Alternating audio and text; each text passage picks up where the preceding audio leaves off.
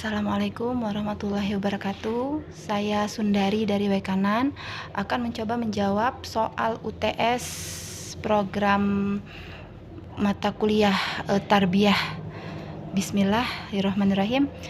Untuk pertanyaan yang pertama yaitu jelaskan konsep ilmu dalam Islam. Jadi, dalam pandangan Islam, ilmu adalah suatu pengetahuan mendalam, hasil usaha yang sungguh-sungguh para ilmuwan, yang mana ilmu itu bermanfaat untuk kehidupan dunia dan akhirat, yang mana asal ilmu itu dari wahyu Allah yang berupa Al-Quran dan Al-Hadis. Untuk pertanyaan yang nomor 2, jelaskan pandangan Islam tentang manusia beserta unsur-unsur dan komponennya. Jadi, manusia adalah makhluk Allah yang telah diciptakan dengan sempurna, yang mengemban tugas sebagai khalifah di muka bumi ini, yang memiliki kewajiban untuk beribadah kepada Allah Subhanahu wa taala. Yang mana manusia itu sendiri terdiri dari dilengkapi oleh Allah dalam dirinya itu yaitu nafsun, sodrun, kolbun dan fuad. Untuk pertanyaan yang nomor 3 yaitu masalah apa saja yang dihadapi dalam pendidikan. Nah, di sini salah satunya masalah-masalah yang kita hadapi dalam pendidikan yaitu yang pertama yaitu sarana dan prasarananya. Lalu yang kedua tenaga pendidiknya. Yang ketiga tentang lingkungan tempat pendidikan itu. Yang keempat kurikulum yang kita gunakan dalam pendidikan, dan selanjutnya yaitu hubungan keterkaitan antara pendidik dan wali di rumah pendidik itu sendiri. Selanjutnya pertanyaan nomor 4 yaitu jelaskan konsep adab dalam Islam. Nomor 4. Jadi adab adalah segala bentuk sikap dan perilaku. Adab adalah segala bentuk sikap dan perilaku. Jadi dalam Islam itu adab atau perilaku itu sendiri yaitu segala sesuatu yang sudah tercantum dalam Al-Quran dan As-Sunnah. Jadi adab seorang muslim itu seperti yang dikatakan oleh Rasulullah, yaitu adab seorang muslim itu yaitu yang sesuai yang tercantum dalam Al-Quran dan As-Sunnah. Selanjutnya pertanyaan nomor 5, jelaskan perbedaan antara tarbiyah, taklim, dan ta'dib. Nah, ini untuk yang pertama yaitu tarbiyah. Tarbiyah itu adalah proses pengajaran yang mana dia bersifat kasih sayang. Jadi proses dalam pengajaran yang mengutamakan untuk kasih sayang, menyayangi, ibaratnya pendidik menyayangi anak didiknya, seperti itu namanya tarbiyah. Lalu yang kedua yaitu taklim. Taklim ini adalah proses pengajaran antara pendidik dan terdidik itu menyampaikan ilmu-ilmu. Jadi bukan hanya disayang tapi juga menyampaikan ilmu, itu taklim ya. Ada ilmu-ilmu kognitif yang disampaikan. Jadi seperti itu.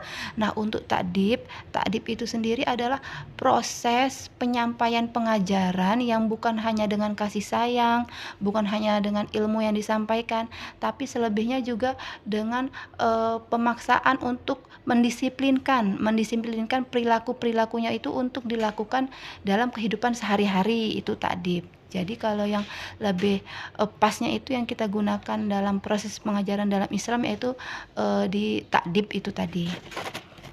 Selanjutnya pertanyaan nomor 6, jelaskan pendidikan Islam dan pendidikan Islami. Kalau pendidikan Islam itu adalah pendidikan yang berlandaskan Islam, namanya Islam. Mungkin dia juga bisa terdaftar dalam departemen agama ya, pendidikan Islam seperti itu.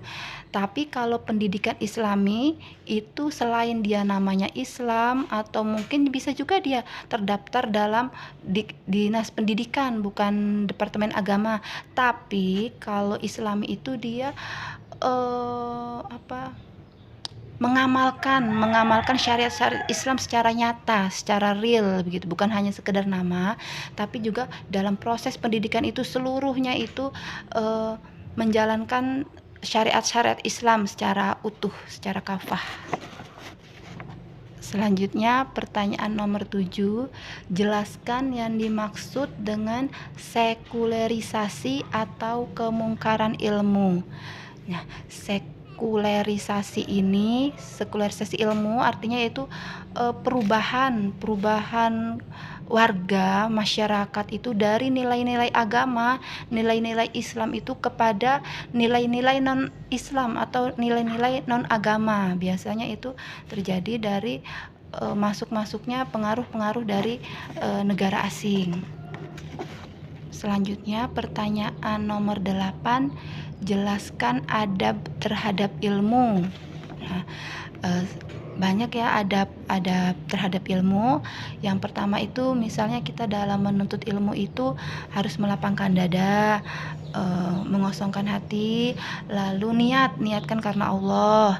Yang kedua itu berdoa, mohon diberi pemahaman.